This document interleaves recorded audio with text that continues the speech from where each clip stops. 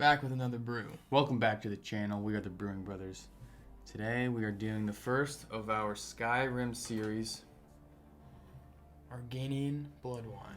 Argonian. Of course. Are you racist?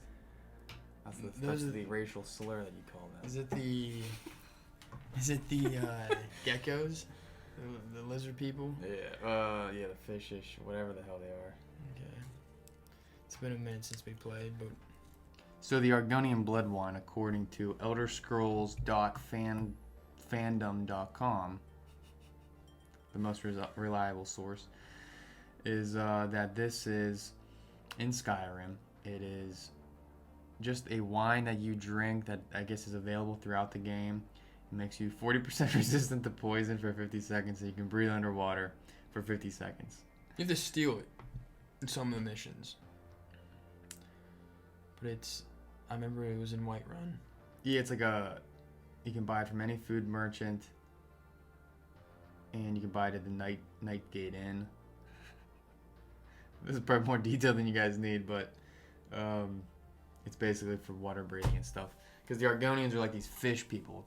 Pop a photo right here. Mm-hmm. But yeah, this is a blood wine, and if you don't know much about blood wines, there's not too many out there. I've tried doing some research because I'm trying to get like a nice recipe for like an actual good blood wine that I'm trying to create. And it's more or less just a bunch of wines.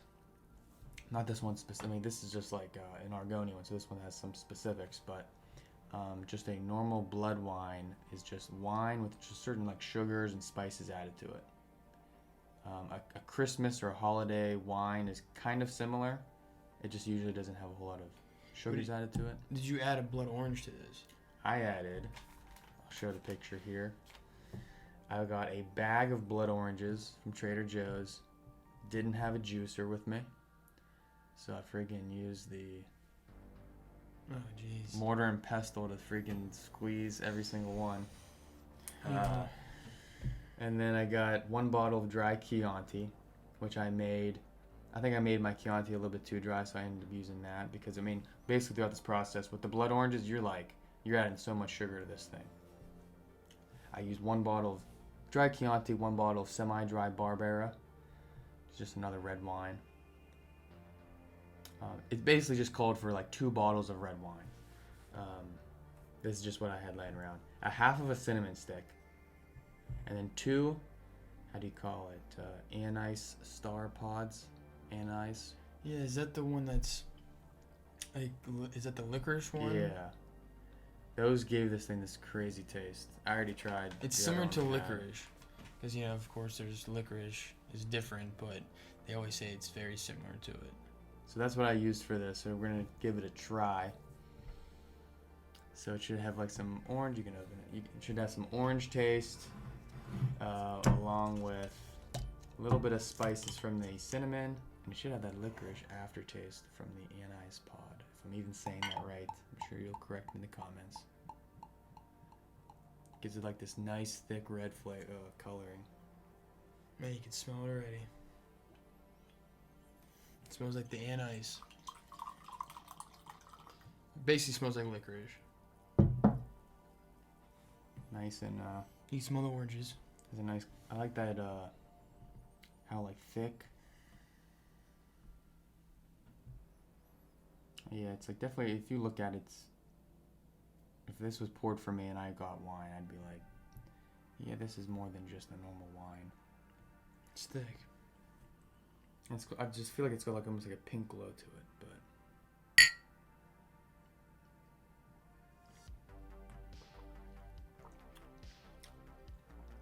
Tastes different than it smells. Man, it's good. Is it still evolving? Man, I'm like on a freaking trip right now. I found the dragon. Yeah. There he is. What's the thing?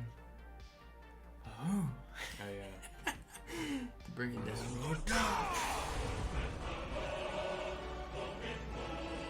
not bad.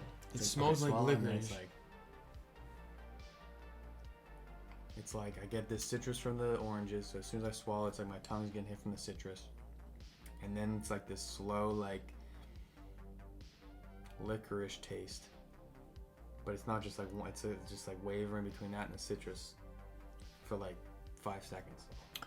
You don't really taste the licorice though. I smelled it. Man. It's potent. I mean, to be honest, I never had licorice before. I've only ever smelled it because it looks disgusting. But this is good. Oh man. Yeah. I mean, there was a pretty good amount. I think I forgot to take a picture of actual like blood orange juice that I had. I mean, it was thick because I used a freaking mortar and pestle to get the juice out of these things and a knife. So I mean, it had That's some of probably the why. little stream, you know, the. Yeah, because the oranges are thick, like orange juice and stuff. That's probably why it's where it's got its thickness from. Yeah, so I added a pretty good amount to this with those spices, transferred it out. I think I kept it in there for like 2 weeks, and then I did a quick transfer into these bottles. So it's like I already had the wine. You infuse it with all this stuff for about 2 weeks. Just transfer it out, put them in bottles, and there you have it. Might be one of my favorite ones. But this isn't a mead. Yeah, this is just wine. Yeah. This is like an infused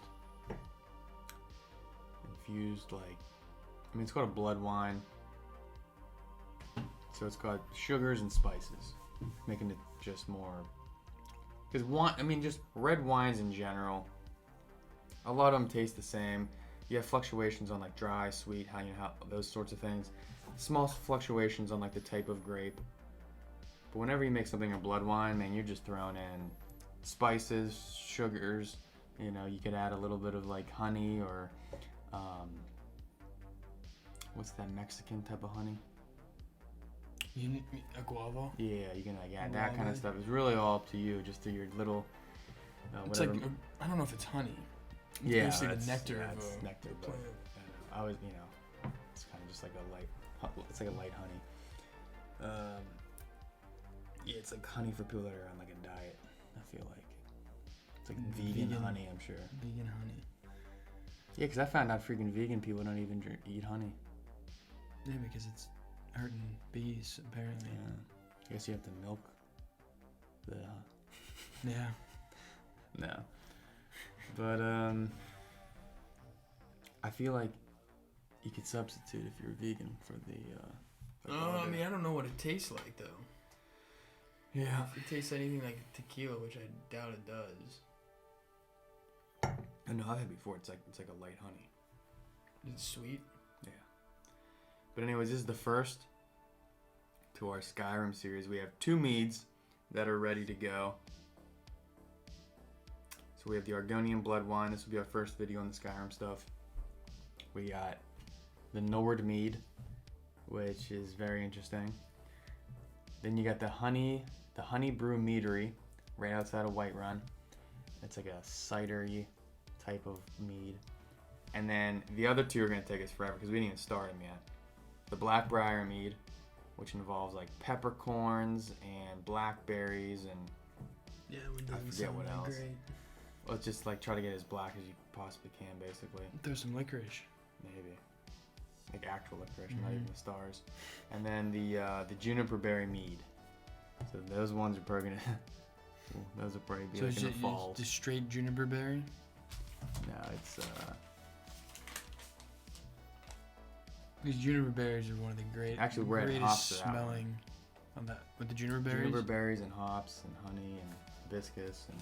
Oh, that's probably gonna be a great one. Yeah, we'll see. So, thank you for watching this video. Stay tuned to our other Skyrim ones. Watch any of our other videos on this channel. Follow us on Instagram. Like, comment, and subscribe to the channel. If you want to get in contact with us, either comment or go to our Instagram channel. And thank you for watching. See you later. Peace. That was amazing. Huh? That's a good one. Good.